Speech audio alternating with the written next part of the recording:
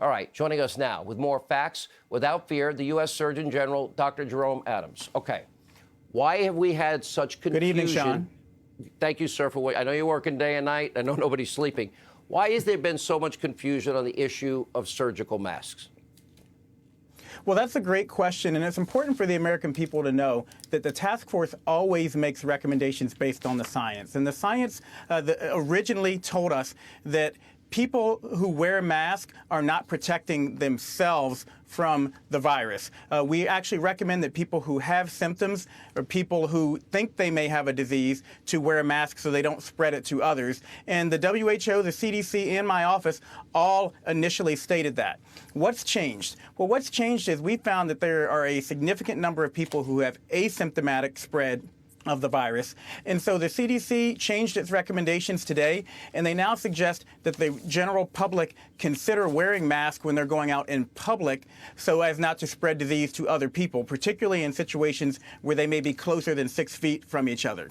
A couple of really important points that I want you to know. Number one, this does not replace social distancing. The most important thing to do is still to stay home. If you're going to wear a facial covering, please make sure you don't touch your face and that you wash your hands so you aren't contaminating yourself.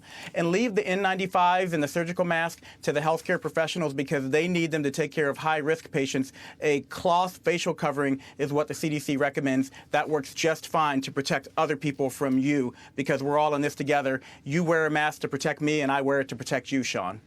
Can you tell Americans tonight that we have enough masks, that we'll have enough ventilators?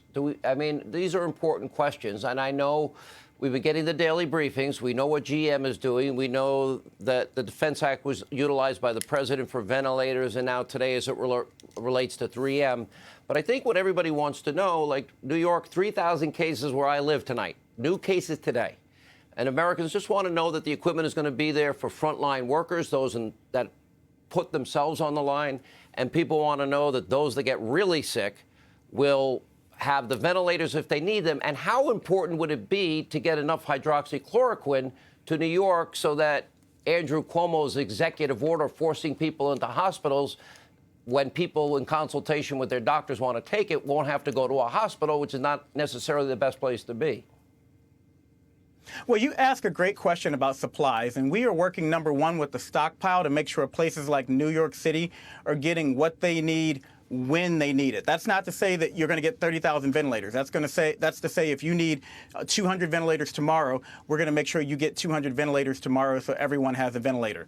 Well, the president's also working on the supply chain and using the Defense Production Act to create new supplies. We're working on reallocating supplies locally. But the most important thing for people to know is the way to not run out of ventilators is to make sure so many people don't need ventilators. And that's why we extended the guidelines for another 30 days. We need to drive down demand. All right. We need not so many people out there spreading the disease to each other so that we don't run out of supplies.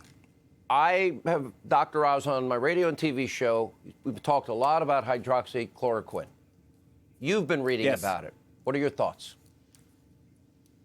Well, I think that there's promising data out there, and Dr. Oz and I talk, Dr. Torres, Dr. Gupta, we talk all the time along with other people on the task force, and there is some promising data out there. We also want to collect data to make sure that— Mr. Surgeon General, if you contracted this, would you take it?